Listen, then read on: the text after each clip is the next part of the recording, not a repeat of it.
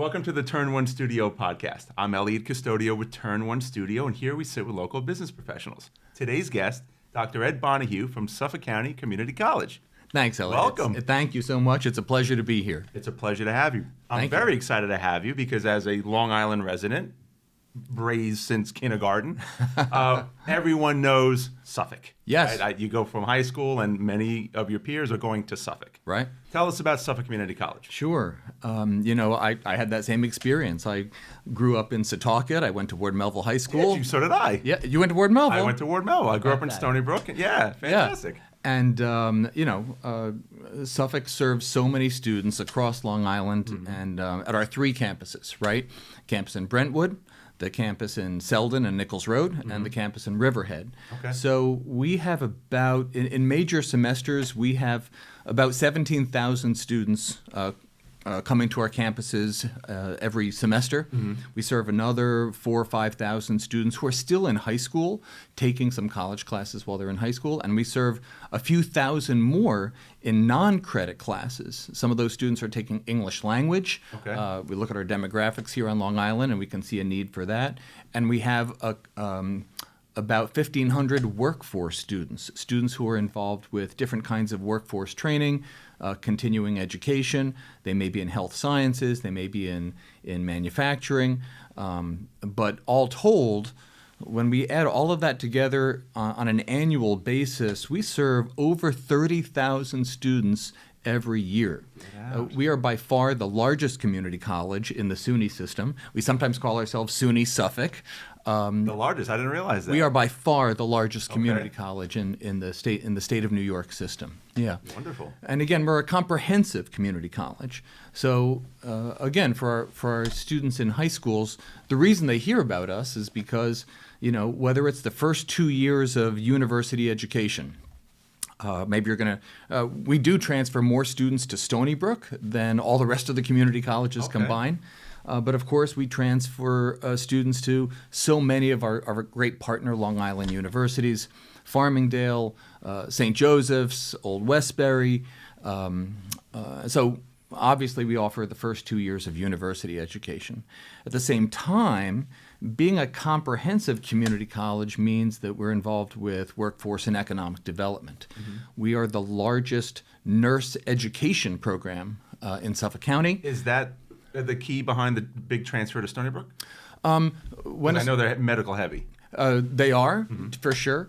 When a student is an RN, that RN can be completed in community college. Okay. Now, typically, once you're hired by the hospital, they may want you to earn a bachelor's degree, and you can do that through Stony Brook. Excellent. But we put more nurses on the hospital floors. Our partners at Northwell, our partners at Catholic, Stony Brook, NYU, we put more nurses on the floor than any other college or university on Long Island, with one exception. So we're the second largest. That's fantastic. But again, being comprehensive means that whether it's health sciences, cybersecurity, we have a great culinary and hospitality program. We have a fantastic building construction and applied engineering program. Being a comprehensive community college means that whether it's transferring to university or taking the first steps in your career, we're there to fulfill both of those functions. Excellent. So you might have answered my next question, but I was going to ask you, when it comes to the incoming student body, what majors or course concentrations are really hot right now? Right. About 3/4 of students who come to us tell us, I know I want to transfer. I want to go to university. Okay. And those students are they're diverse, their interests and their academic majors are all over the place. But of course, right now we feel like students are looking for a return on their investment. Health sciences is big. Business continues to be big because we are so connected to Stony Brook. The STEM disciplines, engineering, business services, accounting continue to be big. And then, of course, we offer, part of being a comprehensive college means that we offer all the arts and sciences. So we have students who tell us they want to be a lawyer, and we offer all the social sciences majors and so forth. But our flagship programs on the workforce side of the house would be nursing, Also, automotive technologies is one of the largest. Okay, what's an automotive technology from an engineering standpoint? Well, it's our automotive. These are automotive service technicians. Okay. So when you take your car to the Toyota dealership, to the Chevy dealership, Yeah. or to any mechanic, again, the person who works on that car, if they're going to do diagnostics, if they're going to do advanced work, that's more than a shade tree mechanic can do, right? That's more They're than rolling computers today. Exactly. Yeah. Exactly. To know the diagnostic codes, to know how to do that service within manufacturer specifications, with all the hybrids and everything that are on the market now. Yeah. That's a big program for us. That's fascinating. 'Cause Right. I would imagine that those two in particular are industries that most of us, at least from what we understand, feel is somewhat AI resistant when there's a conversation about, well, is AI going to change certain jobs and whatnot? A, do you agree with that? And B, if that's true, are they making is that part of their decision-making process to go down that road? That's an interesting question. I think both of those areas, both of those flagship programs are very hands-on programs, right? There's no substitute for people working with patients. Yes. And there's no substitute for turning a wrench and working on a car. Plus, we're an island of commuters, right? Plenty of cars here. So we're an island of commuters, and so I think you're right. It's interesting because there are fields where students are beginning to hear, gee, maybe there won't be as many of these jobs in the future. But it's a real conundrum for us. All the accounting firms right now, they really want accounting students. They want in fact, we partner with Suffolk County Comptroller John Kennedy to provide internships for people who want to be accountants in the public sector. Nice. We partner with many big accounting firms to provide private sector internships. But that's an area where word on the street might be that's an area that might be transformed by AI in the decades ahead. Right. And are the younger folks, are they thinking about that? Obviously, when we graduated Ward Melville, this wasn't a thing, right? But is that on their mind these days, or are they not really thinking that far ahead? AI is a real challenge for higher education. Okay. One, because it's like the internet. It is always going to be with us. Yeah. I think even our colleagues in the high schools and secondary education, our colleagues in the universities, all of us in education are struggling with AI because we want to be able to assign problem sets or lab reports or term papers and know that students are doing that work on their own. Right, that's a tough one. So we know that students are aware of AI. We also see it in areas like graphics, in photography, in all of the media production areas that we offer. So we know that students are aware of it. Whether they're using it to kind of project themselves into the future and make decisions about their careers, it's probably too early to tell. So has it not yet become part of the curriculum to include how in the workforce you integrate the use of AI in your career? Well, we're getting there. Okay. We're getting there. I'll give you an example. I was talking to one of our major partners in healthcare yesterday, and they pointed out that some of the old ways of doing patient records, medical billing, diagnostic codes, insurance codes. We have a fantastic health information technology program. And students when you go through health information technology, what employers want to know is that you understand how to read a chart that the doctor provides, the electronic medical record. You understand the implications for the business world, right? How does that translate into codes that drive insurance and reimbursement? Well, what if all that were done by software in the future? Right. Right? That'll be automated. So it is we are seeing it kind of come into our curriculum. Another area would be robotics. We have a great surgical technology program, and these are the folks, not nurses, but these are the folks who work with surgeons in the OR to hand them instruments, and they know the sequence of the procedure, and they know what the surgeon is going to need next.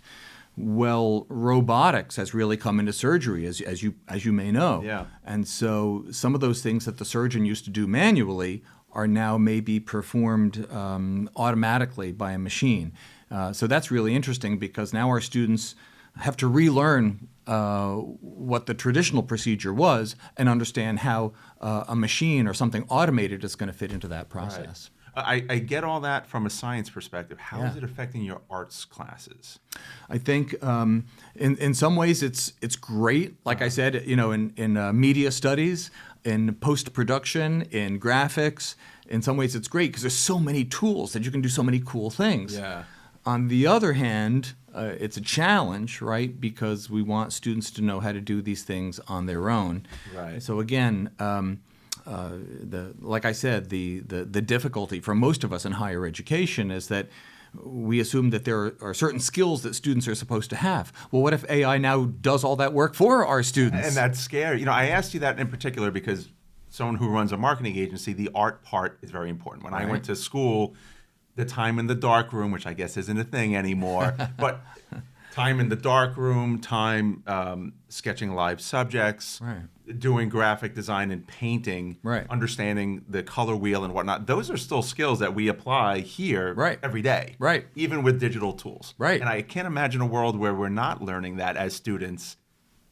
It's a weird time. I know exactly what you mean. And again, it's interesting because the things that disrupt business have a knock-on effect because our employers tell us we may not need that anymore. And so from the standpoint of what we do as educators in the area of workforce development, it's our job to be responsive to business. So as employers tell us that their expectations are changing, that in turn makes its way into our curriculum. So, I think that's an excellent segue. So speaking of workforce development, I know New York State has a program, and it's, from my understanding, especially attractive to people that might be looking for a second career opportunity, that pivot later on in life. And personally, I know some people that are at that stage. You mean SUNY Reconnect? SUNY Reconnect. Tell us a bit about that. Sure. So, and I give a lot of credit to the SUNY system and state government because they're trying to be responsive to those areas where there's a known labor shortage, a gap. So I talk to hospital CEOs. What's their highest priority? We need nurses. Okay, so at Suffolk, we've set ourselves the goal of expanding our nursing enrollment by 20% in the next 3 years. There are needs in cybersecurity, in manufacturing, in education. We don't see it particularly here on Long Island, but statewide, we're close to being in a teacher shortage, especially upstate. So what the state has done has been to roll out a scholarship program where students who are interested in any of these high need, these critically in demand areas, students can attend community college for free. So if you're between 25 and 55, if you don't hold a college degree, you can be admitted to one of our health sciences programs and have your tuition and fees completely covered by the state. That's incredible. So it's coming back to work for free. If you want to be in, it also applies in air conditioning. In all of our allied health programs, in IT and programming, networking, cybersecurity. So what this means is that we've had to expand capacity across these areas in order to meet student demand. This brought us about 1,000 new students this past year. Just this program? Just this program, Wow, okay. 1,000 new students, again, between 25 and 55. And you're right, some are career changers. Some are folks who never had the opportunity to go to college. Some are veterans coming out of military service who are saying, oh, this is a great opportunity for me.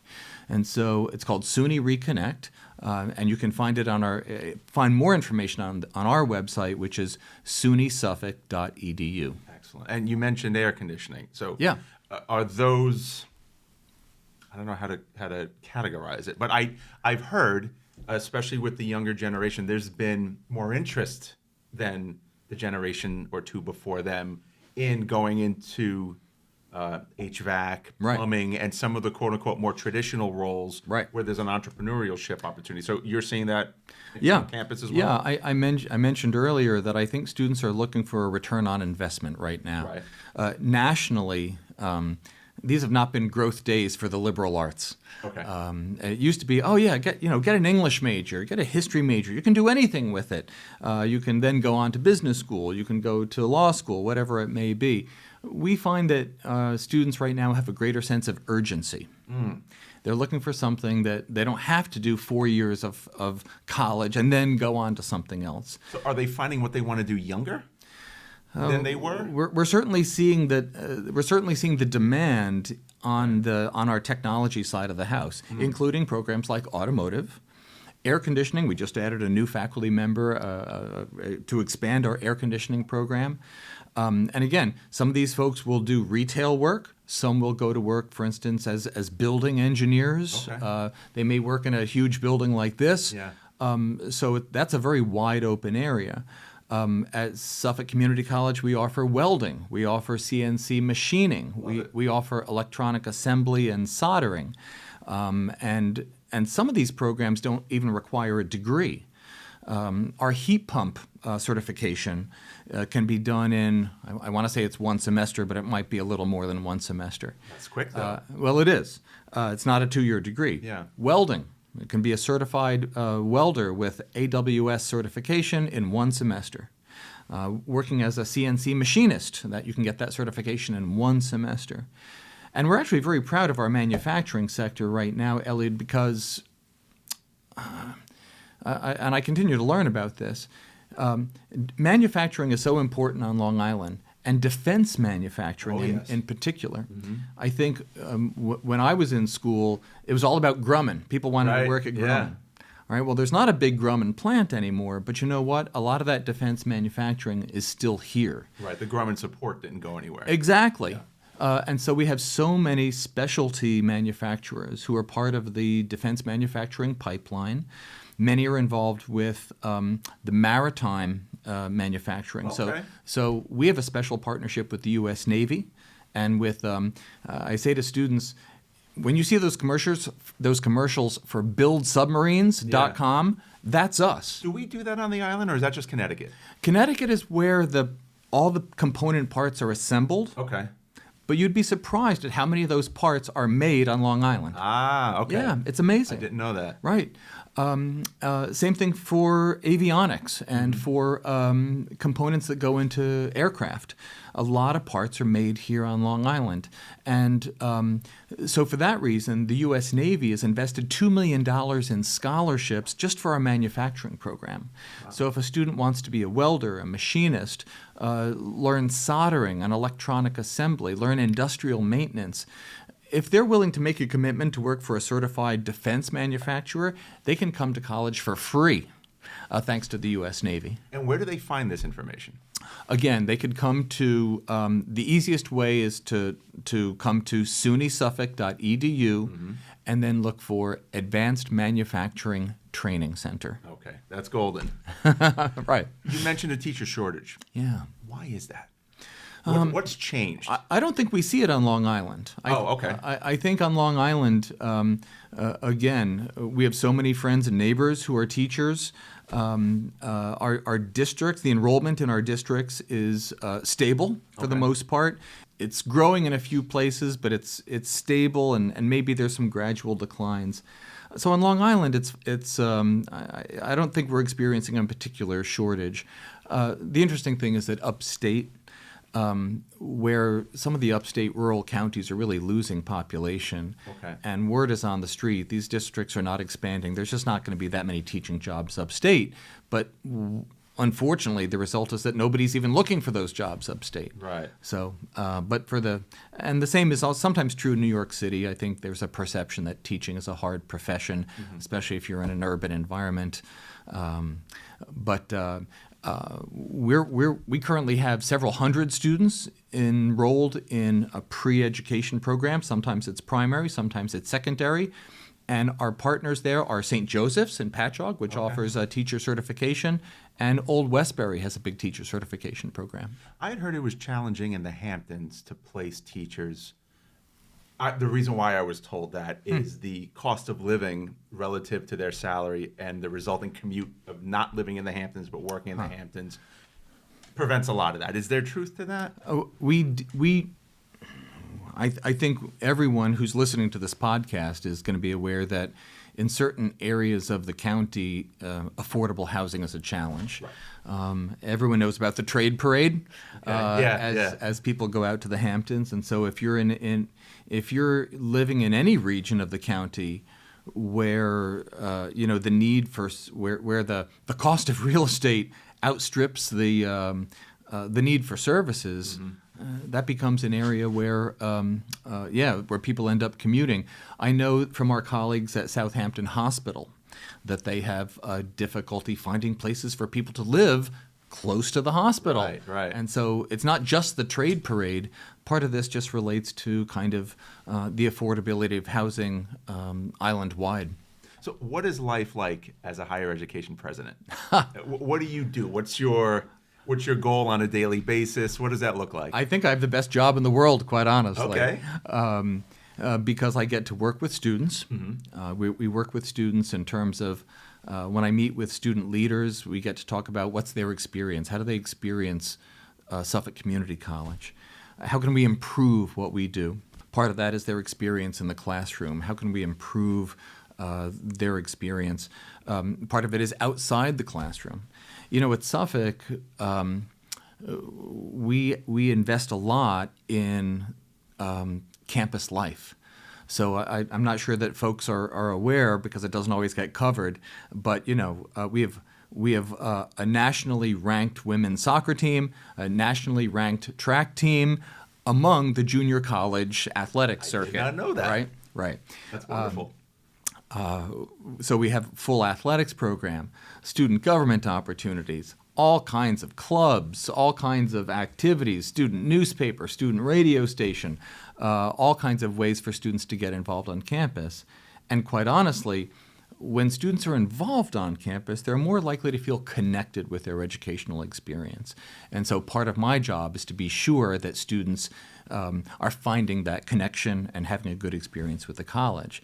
And then, again, I get to work with faculty. I get to try to help all of our faculty and staff connect the dots between mission and our mission of service to the community, with the way that we translate that into work every day. And then I'm the ambassador. I'm the chief ambassador from the college to employers, to the workforce community, to local government. And so it puts me in a position, fortunately, where I'm able to connect the dots and able to share information about the college for folks who may not know, and then sometimes able to share information about the community for campus stakeholders who need to know more about what's going on in Suffolk County. That's inspiring. I can see why that's the best job in the world. It is.